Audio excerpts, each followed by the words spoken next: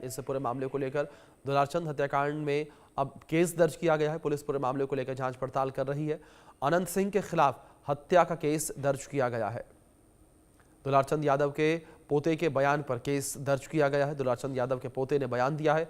अनंत सिंह और 2 समर्थकों पर केस दर्ज किया गया है। इस पूरे मामले को लेकर दुलारचंद हत्याकांड में केस दर्ज हुआ है और अब इस पूरे मामले को लेकर मोकामा की राजनीति जो है वो काफ़ी ज़्यादा बढ़ गई है। बिहार में जो राजनीतिक सरगर्मियां हैं वो भी इस पूरे मामले के साथ बढ़ती हुई नजर आ रही हैं, जहां एक और चुनाव प्रचार तमाम दल करते हुए नजर आ रहे हैं और इस बीच इस तरीके से हत्याकांड हो जाना, इस तरीके से समर्थक की हत्या कर देना, ये चर्चा का विषय लगातार बना हुआ है। इस पूरे मामले को लेकर अब काफ़ी ज़्यादा चर्चा होती नजर आ रही है। सरकार के ऊपर बड़े सवाल उठते नजर आ रहे हैं,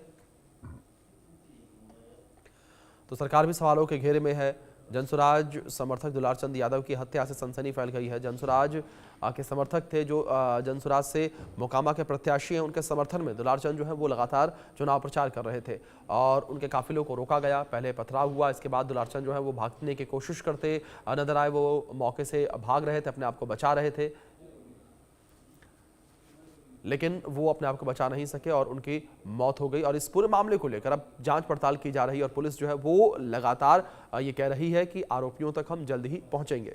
चुनाव से ठीक पहले मोकामा दहशत के रंग में रंगा हुआ है। दुलारचंद यादव की शव यात्रा के दौरान एक बार फिर से फायरिंग हुई। दुलारचंद यादव के समर्थकों में और अनंत सिंह के समर्थकों में फायरिंग करने का आरोप लगा है। जहां फायरिंग हुई वहां से हमारे सहयोगी की खास रिपोर्ट देखिए। चुनाव से पहले मोकामा का माहौल काफी तनावपूर्ण हो चुका है, क्योंकि दुलारचंद यादव की हत्या के बाद मोकामा सुलग रहा है। अभी उनकी शव यात्रा निकली हुई है और बाढ़ ये शव यात्रा जा रही है, लेकिन जो दुलारचंद यादव के समर्थक हैं उनका आरोप है कि अनंत सिंह के समर्थकों की तरफ से एक बार फिर से फायरिंग की गई है, पत्थरबाजी की गई है और हमारे साथ उनके रिश्तेदार ही मौजूद हैं। क्या ये अभी क्या हुआ कि आप लोग कह रहे हैं कि गोलीबारी की गई है? अभी वहाँ पर तो देखे हम लोग आ रहे थे तो बड़े बड़े पत्थर थे रोड पर और पत्थर चला गया और अनंत सिंह का वहाँ पर ऑफिस भी था और ऑफिस के पास ही पत्थर चला गया और गोली का भी आवाज़ सुना गया है, फायरिंग का आवाज़ आया है। तो उसमें सारे समर्थक इधर से उधर भीड़ हुआ है। वहाँ पे भगदड़ मची थी, क्या क्यों ऐसे हो रहा है बार बार? अब ये तो जनता मालिक है, जनता विश्लेषण करेगी कि ऐसा क्यों हो रहा है। किसी को शव यात्रा निकला हुआ है, उस यात्रा में जा रहे हैं पोस्टमार्टम के लिए और यहाँ पर देखिए कि यहाँ भगदड़ पत्थरबाजी हो रहा है, गोली चल रहा है। अनंत सिंह को क्यों इतनी नाराजगी है कि इस तरह से चीजें हो रही हैं? एक तो वो कह रहे हैं कि राजनीतिक साजिश है, आप लोगों ने भी उन पर मामला दर्ज कराया है। अब ये तो अनंत सिंह क्यों ऐसा कर रहे हैं, तो खुद वो कैसा विचारधारा से है तो हम सब लोग जानते हैं। कौन लगते हैं? हम उसके लगते हैं, वो उनके दुलारचंद के दामाद हुए हैं। अच्छा, दामाद हुए? हाँ, दामाद हुए हैं। तो देखिए कि ये स्थिति है। आप कौन है? दुलारचंद भाई हुए। अब दुलारचंद यादव आपके भाई है? नहीं, ये तो हम लोग भाई हैं। क्या कहेंगे इस तरह से चीजें जो हो रही हैं, क्या कहिएगा? सब चीज तो दिख रहा है सामने ही। पथराव अभी तो पथराव हुआ ही। गोलीबारी की भी बात? हाँ, गोलीबारी की आवाज सुनाई दी अभी। किसने की गोलीबारी? किसने की?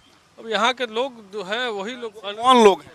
अब सब तो जान ही रहे लोग, सबको जान ही रहा। प्रशासन भी वहाँ पे देखे ही आप लोग किस तरीके से। आप बताइए क्या कहिएगा, कौन लोग गोलीबारी कर रहे हैं? अनंत सिंह के गुर्गा है।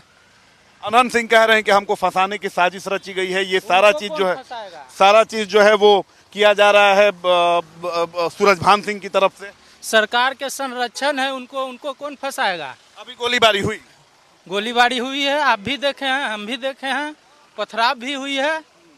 ऐसा नहीं ना हो सकता है कोई दूसरा भी इसमें अपनी राजनीतिक रोटी सेक रहा हो? दूसरा कौन कर सकता है? अनंत सिंह के खिलाफ कौन कर सकता है? कोई नहीं।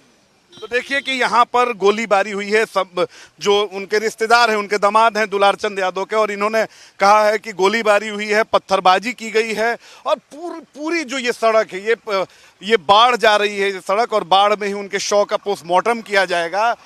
और पूरी तरीके से ये देखिए कि सड़क जो है एकदम स्टक हो चुकी है, गाड़ियां रुक चुकी हैं, कोई आगे नहीं बढ़ पा रहा है। डर, दहशत लोगों के चेहरे पर देखी जा रही है।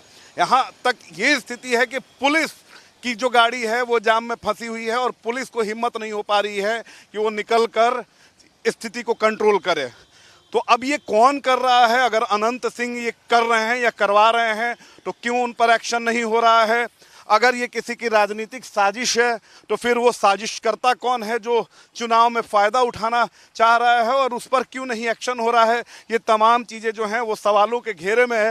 लेकिन एक बात तो तय है कि फर्स्ट फेज की वोटिंग से पहले मोकामा रक्त रंजित हो चुका है और मोकामा की जो ये आग है ये सिर्फ मोकामा तक ही सीमित नहीं है, बल्कि ये आग दूसरे ज़िलों में भी लगाने की कोशिश हो रही है ताकि इसका चुनावी फ़ायदा मिल सके। अब देखने वाली बात होती है कि ये कौन लोग हैं जो चुनावी फ़ायदा लेने की कोशिश में हैं।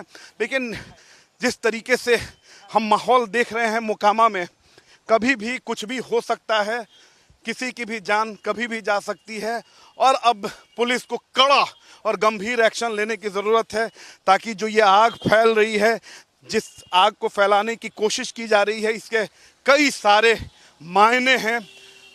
कौन फैला रहा है, क्यों फैला रहा है, इसे फौरन डिकोड करने की ज़रूरत है, नहीं तो मोकामा एक बार फिर से उसी जंगल राज की वापसी की ओर दिख रहा है जिससे बड़ी मुश्किल के बाद मोकामा बाहर निकल कर आया है।